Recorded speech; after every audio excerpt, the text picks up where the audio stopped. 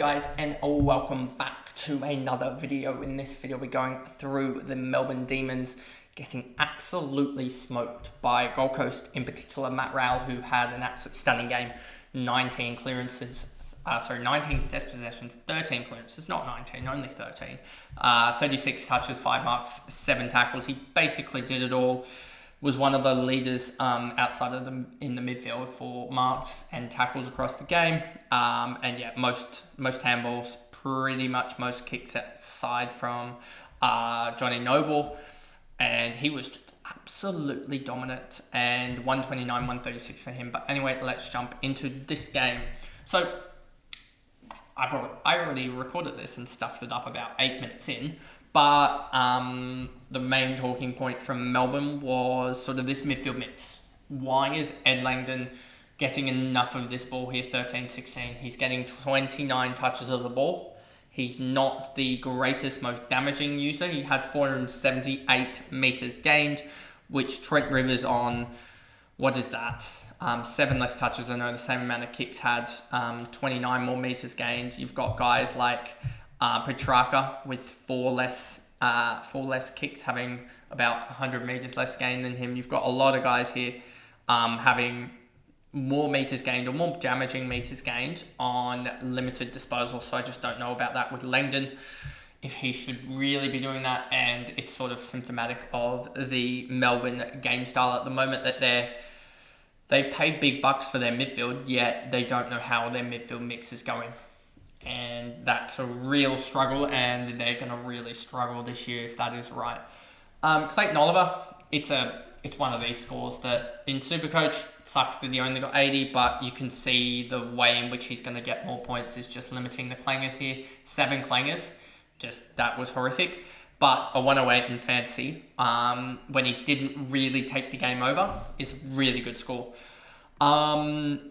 Jake Bowie, 98, 116, 26 touches and a goal. So he was probably the guy to go Perryman to in the end. So there's that. But yeah, I'm just surprised he's one of the ones getting a lot of the ball. I mean, he used it really, really well. 88%, he should be the one getting it over Langdon. But you have Trent Rivers here. He had 3% CBAs. I can show you this here. 3% CBAs here. Why is he getting 3% but Sparrow 41? And even to the point of Jack Viney, why is he up there in the CBAs anymore when he's not doing anything with it? I just don't get this CBA rotation for the moment. Like, what was Langdon doing? 45% last week. So I just don't know if they actually know what their rotation is at the moment. And for a midfield that has the capability of running out of midfield 4 currently, of Petrarca, Oliver, Langford and Rivers, and even have Viney as the 5th midfielder, that's a strong midfield. What are they doing mucking around with Langdon and Sparrow in there? Like, it just doesn't make sense to me. And yeah, I wouldn't be surprised to see Goodwin gone in before even the buys are concluded at the moment. In rounds like, what's that, 16 or so, the mid-season buys. He's probably going to be gone by then, because Melbourne are not turning this around, and they're in real struggle street at the moment, because I don't know if they have their first next year. Rivers, Salem, these are the type of games you kind of expect for halfbacks that aren't really overly dominant. Have 20 touches, 9 marks, and end up on an 80 odd. That's kind of expected. Max Gawn was a little bit unlucky, I felt like, in the ruck. 1 goal or 1 free kick for 3 against and a behind. When you have 7 clangers at 53%, there's just, you can see where the improvement is for him. But yeah, he is down a little bit on everything, which is a little bit annoying. But he did have a hard matchup, and he's got Geelong this week, where he could genuinely put up a 150-200 split against that Geelong ruck line, because Darcy Fort put up 29 hit-outs in that game for Brisbane. And I'm pretty sure if we go to this one, let me just readjust for it. If we go to, am I logged in? Yes, I am. So if we go to, I don't want that at the moment. I want defense first position, I think it is. Then we go to ruck line, last 10. You'll see Geelong are plus 16. They gave up 93. They gave up 142 to Rowan Marshall. 142 to Rowan Marshall. And that was in Supercoach. That was If we go to last 10 as well in Supercoach, you'll see that they are plus 15. And they gave up a 1-2-1 to Rowan Marshall and a 1-4-6 last year. And if we look at the last year, Rowan Marshall had 131, Tristan Cherry had a 156, Tim English a 116, and Darcy Cameron a 147.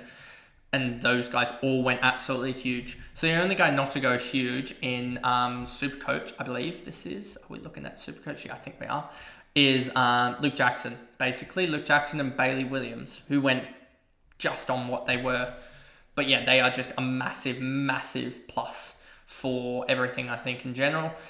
And so this is one of the best matchups to come up against. And I don't know who he has after it. Let me just check for Gorney. Who does he have after it?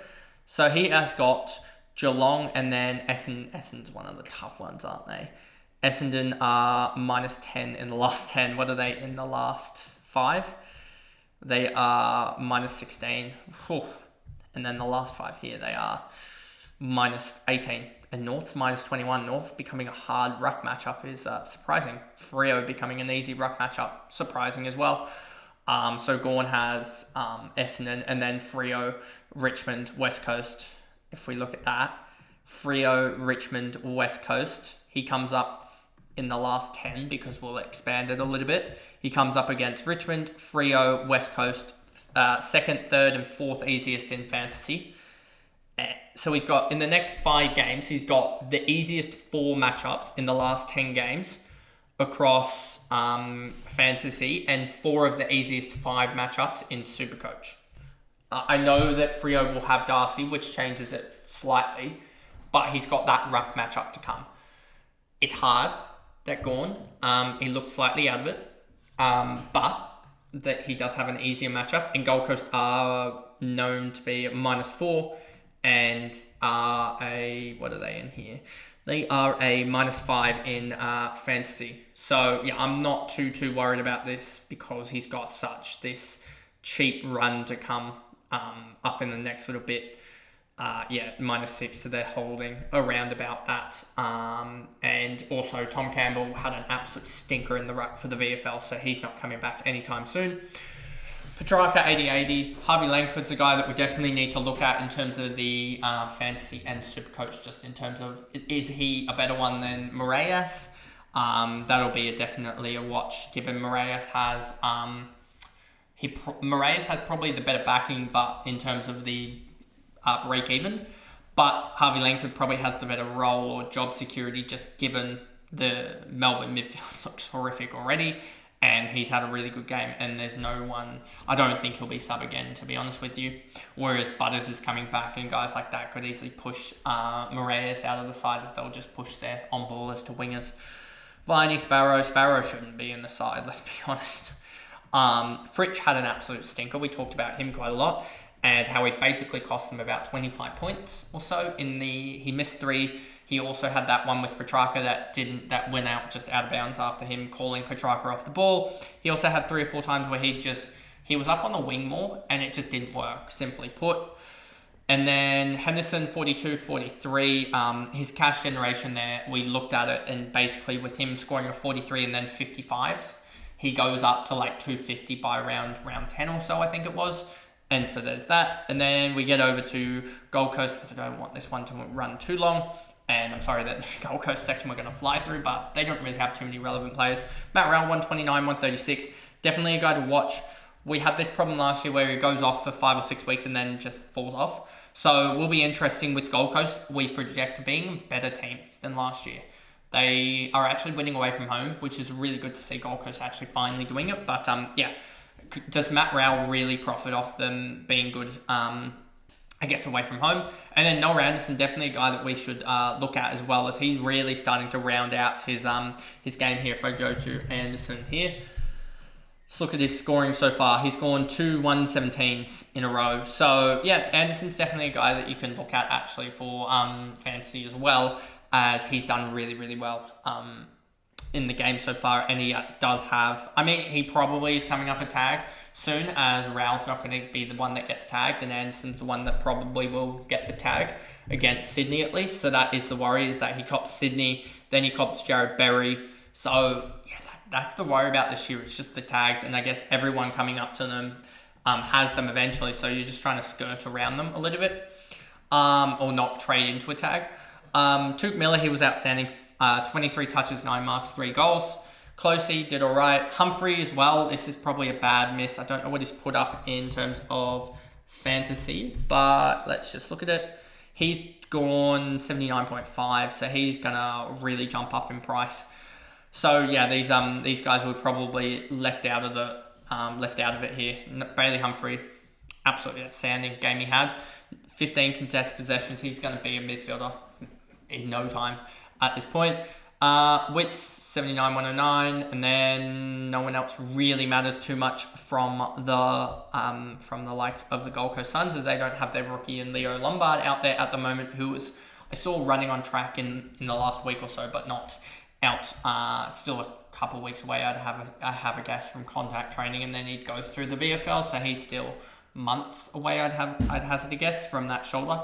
But anyway, that is the video. They're going through the Melbourne versus Gold Coast demolition job from the Suns away from home, which is really good to see. And Matt Rowell's definitely getting the 3 votes in this game. If he doesn't, I don't know what the umpires are on, as he was far and away the best player on the ground with 13 clearances. I mean, he basically beat his 13 clearances were more than Petrarca, Gawn, Oliver, and then Viney as well.